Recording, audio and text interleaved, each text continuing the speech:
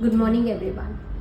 आज हम बात करेंगे बड़े इंपॉर्टेंट टॉपिक की, जैसे कि घुटने का दर्द। तो घुटने का दर्द हर उम्र में एक अलग कारण की वजह से होता है। अगर ये बच्चों में होता है तो सबसे पहले हमें उनका कैल्शियम, विटामिन डी ये सब देखना चाहिए।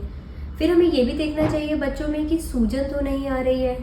अगर घुटनों में सूजन है या एंकल्स में, एड़ियों में सूजन है तो हमें रूमेटोलॉजिस्ट को दिखाना चाहिए कि कोई और कारण तो नहीं है, या फिर बच्चे के आंखों में दिक्कत है या कमर में दिक्कत है। तो सिर्फ दर्द होना बच्चों में, सबसे पहले कैल्शियम विटामिन डी को हमें देखना चाहिए कि वो पूरा भी है या नहीं। दूसरा होता है मिडिल एज ग्रुप में दर्द होना, जैसे कि 20 से लेके 40 साल की उम्र के बीच में। इस एज ग्रुप में हमें सबसे पहले देखना चाहिए कि कोई ट्रॉमा की हिस्ट्री तो नहीं है, पहले कभी चोट तो नहीं लगी है, या इसके साथ कोई और लक्षण तो नहीं है कि स्किन की कोई बीमारी हो या बालों में रूसी हो, या फिर हो सकता है कि आपकी फैमिली हिस्ट्री हो, या घुटने के साथ साथ किसी और जोड़ में कोई दिक्कत तो नहीं है। अगेन, अगर ये सब चीज़ें हैं, सिर्फ घुटना ही इन्वॉल्व नहीं है और कोई चोट भी नहीं लगी है, और मान लीजिए आपको साथ में कोई भी हिस्ट्री है जैसे हमने अभी डिस्कस करा है, तो आपको फिर से एक रूमेटोलॉजिस्ट को दिखाना है, क्योंकि उसमें हमें एक बार पूरा अच्छी तरीके से आपको इवैल्यूएट करना पड़ता है कि कोई ऑटो इम्यून डिसऑर्डर तो नहीं है। बट अगर सिर्फ घुटने में दर्द है तो आप अपनी एक्सरसाइजेस पे भी ध्यान दे सकते हैं। जब घुटनों का दर्द 45 साल के बाद होता है तो हम उसमें देखते हैं एसोसिएटेड सिम्टम्स, जो अभी हमने बात करी उनके बारे में, प्लस एज रिलेटेड डिजनरेशंस भी आजकल होती हैं। उसका सबसे बड़ा कारण है हमारा सेडेंटरी लाइफस्टाइल।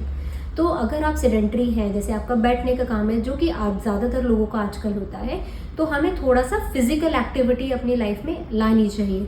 लाइफस्टाइल मॉडिफिकेशन से एज रिलेटेड डिजनरेशन को रोका जा सकता है। प्लस जब आप एक्सरसाइजेस करते हैं, जब आप व्यायाम नियमित रूप से करते हैं, तो आपकी जो बोन्स हैं, जो मसल्स हैं, वो स्ट्रांग होती हैं, तो जो डिजनरेशन का रेट है वो कम हो जाता है।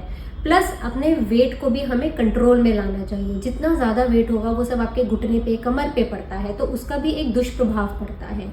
तीसरा, हमें अपनी डाइट में मिल्क और उससे रिलेटेड प्रोडक्ट्स अच्छी मात्रा में लेने चाहिए, क्योंकि ये आपकी बोन्स के लिए और मसल्स के लिए बहुत अनिवार्य होता है। प्रोटीन्स अच्छी मात्रा में लेने चाहिए, ये आपकी मसल्स को स्ट्रॉन्ग रखता है। तो कभी भी अगर आपका घुटने का दर्द है तो आपको डरना नहीं है। आपको ये देखना है सिर्फ घुटने में ही दर्द है, या घुटने में सूजन भी है, या आपकी स्किन में, आईज में, या कोई और जॉइंट में भी कोई दिक्कत है।